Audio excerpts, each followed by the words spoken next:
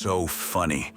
The irony that I have this platform where I openly talk about various topics, sometimes related to actual conversations or experiences I've had with others that are close to me.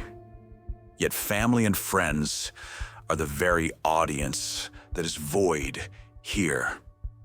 Thousands of you listen to these topics where I speak about various behaviors and even discuss scenarios I've experienced.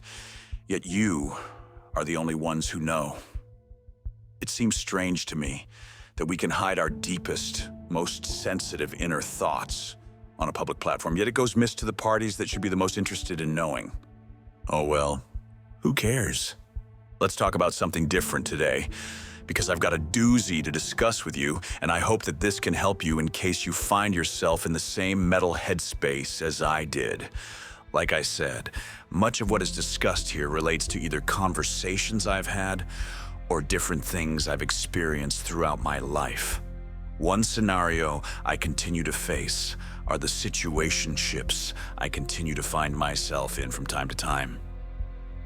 I am what one would call an intimidating lone wolf unicorn that is out of everyone's league, who also is a certified badass that's assertive and independent to a fault.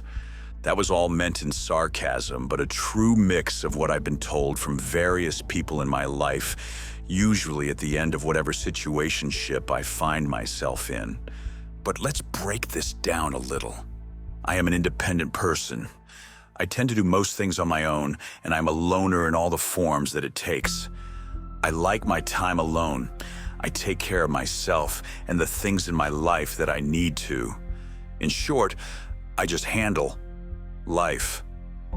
I learned a long time ago, childhood I think, that no one was going to help me, save me, or fix anything. So I learned and taught myself how to do it all. I am assertive at times. Most of the time I'm as timid as a koala bear, but can be assertive and can get in someone's face when needed or provoked. This is basically anyone. However, we all have a breaking point. And if the button is pushed for too long, we all will eventually snap. Being out of someone's league, I get this one a lot. Pretty sure it's based on the last two examples, and honestly, this one is just stupid. This is someone just telling you that they can see you are more than they are, and you intimidate them. Nothing else. It's a way to compliment you before they run away. My take, let them go. You don't need that kind of person in your life. Imagine having someone around you that is scared of you because you know how to do something that they don't. Really? So here's where we get a little more lost, if you will. Stick with me. Usually when I meet someone, it's by accident. Rarely do I seek for someone to be a part of my life. And by that, I mean dating sites or going out where my chances of a casual encounter would improve my chances.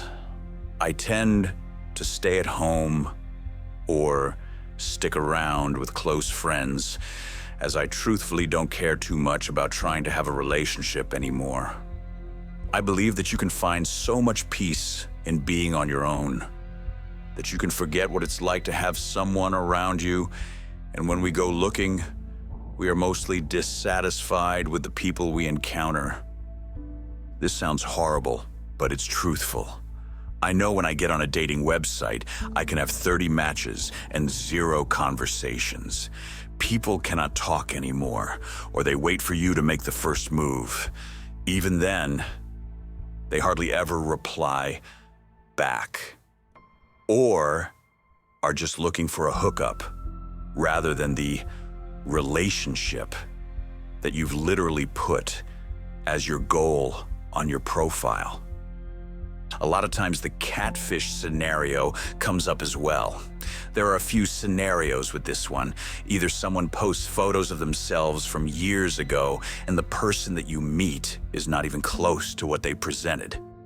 Or they do talk to you, give you a little fishing line to keep you around, but never put in the effort to try to see you again. This is a bit alarming to me simply because I've seen it before.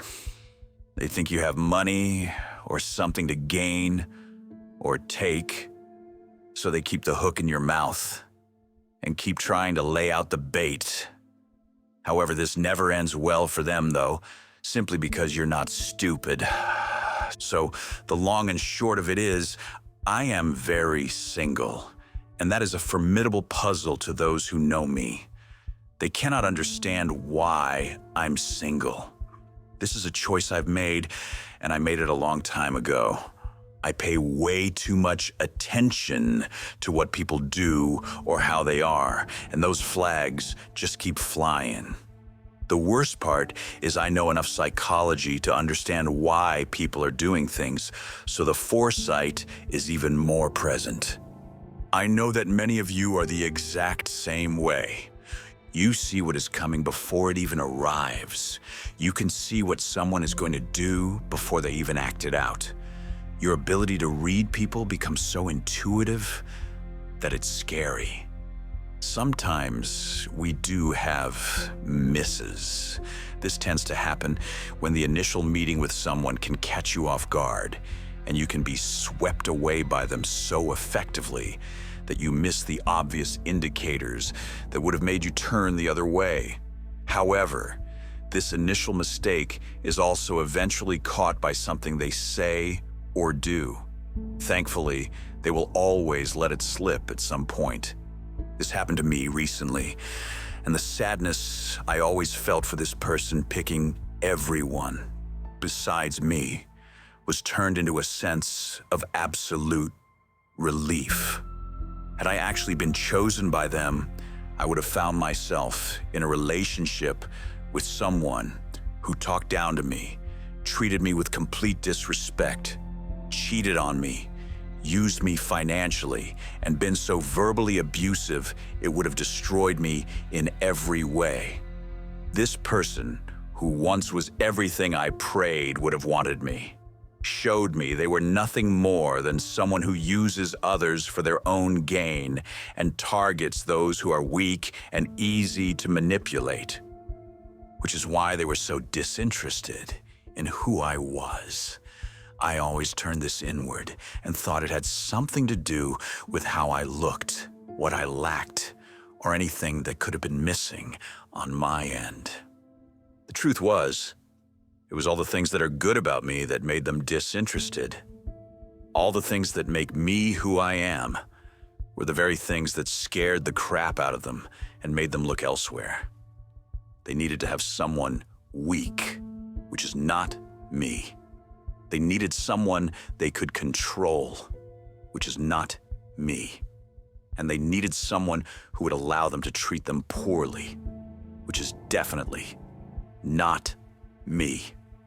Sometimes the missed chances we experience are in fact a new opportunity for something else. While currently my life is a path of solitude, not everyone out there is comfortable on their own. Try to look at the end of something, not like a curse or a reason to be sad. Maybe see it as something else guiding you away from something that was going to be really bad for you. Maybe there's a higher power out there helping you out. You can call it whatever you like, but you can't deny that there are things in this life, moments in time, that are altered by something around us. Maybe take my misses as guidance for yourself. Maybe take these videos and use them as tools for being able to catch the things I didn't. The people that come into your life and get to become a part of your story are chosen by you. You are the gatekeeper, and you get to decide who gets to enter and who needs to read the no trespassing sign around your heart.